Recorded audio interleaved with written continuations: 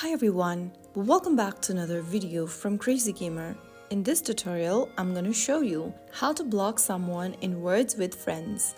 To block someone in Words with Friends, first of all, launch the Words with Friends app on your device. Make sure that you're logged in, and once you're in the home page, go ahead and find the person you want to block.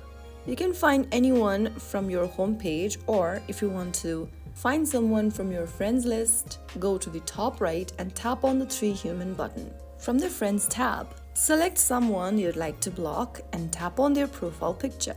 Now at the bottom, click on View Full Profile. From their profile section, tap on the gear button at the top right and click on Block User. Confirm that you'd like to block the user by tapping Confirm, and you will then be able to block someone on Words with Friends. You will no longer receive notifications from them or be able to play against them in the future games. Blocking someone will stop them from being able to interact with you in the game, and they won't be able to start new games with you as well.